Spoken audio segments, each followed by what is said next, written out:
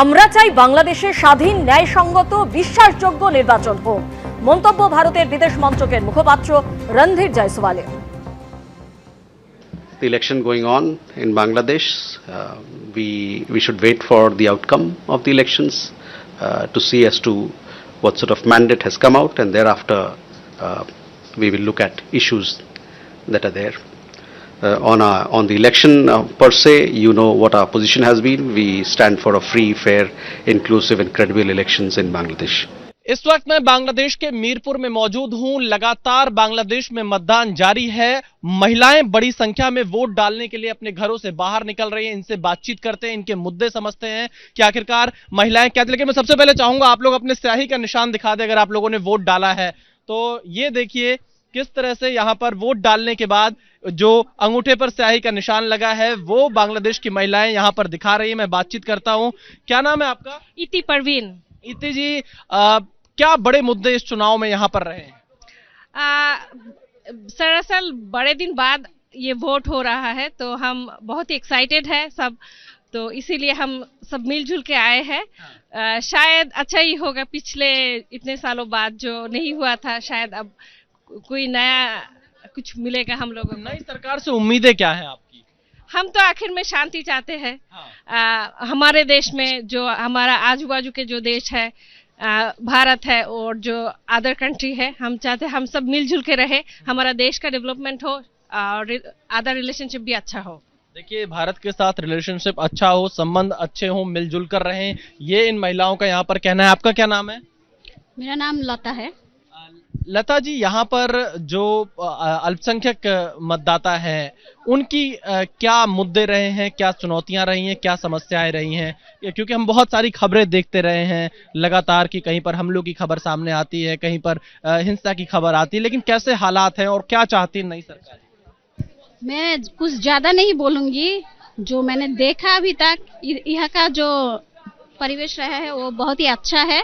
सो हम उम्मीद करते हैं अच्छा कुछ ही होगा ফিউচার में। So hope for the best. ভোটটা অনেক সুন্দরভাবে কমপ্লিট হয়েছে, কোনো সমস্যা হয় নাই, কোনো ঝগড়াঝাটি নাই, কিচ্ছু নাই। আলহামদুলিল্লাহ খুব ভালোভাবে ভোটটা দিছি, খুব ভালো লাগছে।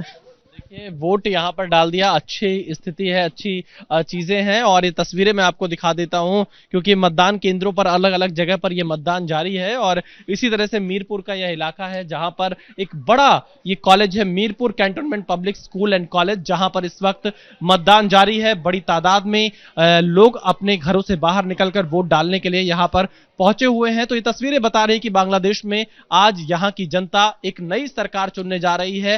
किसके पक्ष में नतीजे आएंगे इसके लिए थोड़ा इंतजार करना होगा, लेकिन बांग्लादेश में एक स्थायी नेतृत्व मिले, ये बांग्लादेश की जनता का कहना है। कैमरामैन जितेंद्र के साथ विशाल पांडे, एबीपी न्यूज, ढाका, बांग्लादेश। यहां पर अगर हम भारत के समय के मुताबिक बताएं तो शाम 4 बजे तक वोटिंग होगी और उसके ठीक बाद मतगणना की शुरुआत हो जाएगी। यहां बैलेट पेपर के माध्यम से वोट डाले जा रहे हैं। 12 करोड़ 76 लाख के आसपास मतदाता बांग्लादेश में हैं और सबसे बड़ी नजर जो रहेगी वो युवा मतदाताओं पर है, क्योंकि 18 से 37 साल तक के जो मतदाता हैं उनकी संख्या लगभग 44% है। तो युवा किस ओर जाएंगे उसका पलड़ा भारी होगा। अवामी लीग के समर्थक क्या करेंगे उन पर सबकी नजरें रहेंगी, क्योंकि अवामी लीग इस चुनाव का हिस्सा नहीं बन पाई है। एक बड़ा वर्ग अवामी लीग का समर्थक भी बांग्लादेश में है। क्या वो जमात इस्लामी के साथ जाएंगे या वो बीएनपी के साथ जाएंगे या फिर वो कुछ और करेंगे, ये देखना काफी दिलचस्प होगा। लेकिन बांग्लादेश की सियासत में ये कहा जा सकता है कि आज जो कुछ भी होगा, जो नतीजे आएंगे, इस पर पूरी दुनिया की नजर है। बांग्लादेश में क्या होगा, राजनीतिक स्थिरता कैसे आएगी, राजनीतिक स्थिरता ही एक सबसे बड़ी चुनौती है। यहाँ पर जमात इस्लामी और बीएनपी के बीच में ही सीधी टक्कर देखने को मिल रही है।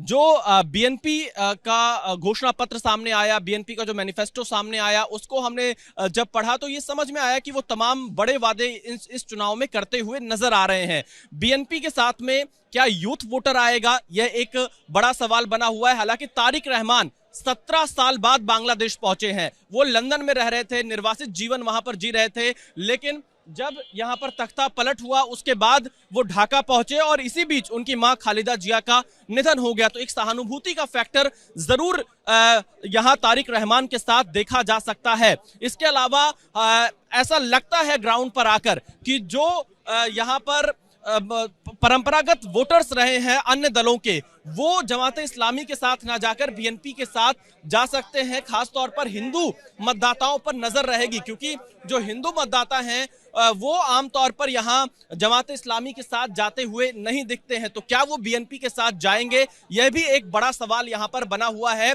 ये कहा जा सकता है कि जिस जमात इस्लामी को शेख हसीना ने कई बार प्रतिबंध लगाया, कई बार बैन लगाया, वही जमात इस्लामी इस बार बीएनपी को सीधा टक्कर यहां पर दे रही है। तो दो रहमान की लड़ाई दीपा इस बांग्लादेश के चुनाव में है। पहले दो बेगम लड़ा करती थी, शेख हसीना और खालिदा जिया। इस बार दो रहमान आमने सामने हैं, शफीकुर रहमान जमात इस्लामी से और बीएनपी के तारिक रहमान। तो मतदाताओं को यह तय करना है कि वो किसके साथ जाएंगे, लेकिन बीएनपी का पलड़ा थोड़ा भारी जरूर दिख रहा है।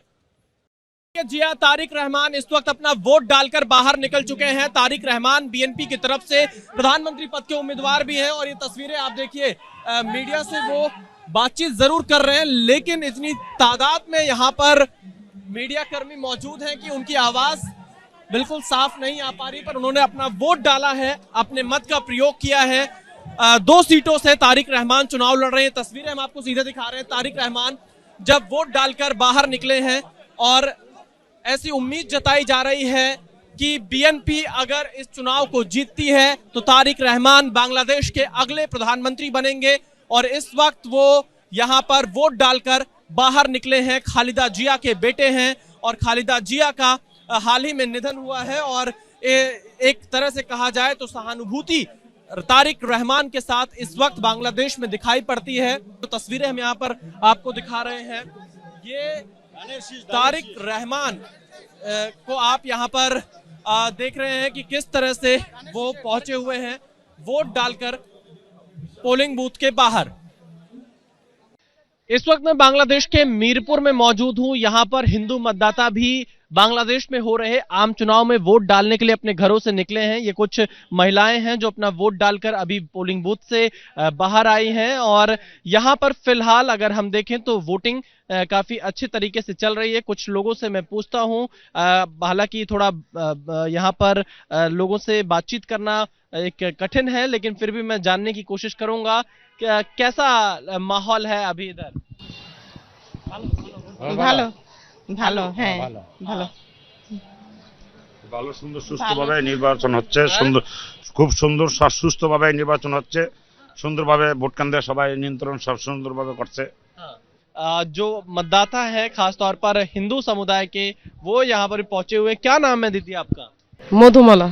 तो देखिए यहाँ पर जो मतदाता हैं वो वोट कर रहे हैं। हम अलग अलग हिस्सों में पहुंच रहे हैं, हालांकि लोग बड़ी तादाद में निकल रहे हैं। देखिए माता जी ने भी यहाँ पर वोट कर दिया है। अपने हाथ पर जो उनके अंगूठे पर स्याही लगी है वो यहाँ पर दिखा रहे हैं। तो मीरपुर इलाके में भी मतदान काफी तेजी से बांग्लादेश में इस समय जारी है। बांग्लादेश इस समय एक नई सरकार चुनने की ओर आगे बढ़ रहा है। फिलहाल बड़ी तादाद में मतदाता घरों से निकलकर वोट कर रहे हैं। कैमरामैन जितेंद्र के साथ Vishal Pandey, ABP news, Dhaka, Bangladesh. ABP Ananda एगिए थाके एगिए राखी।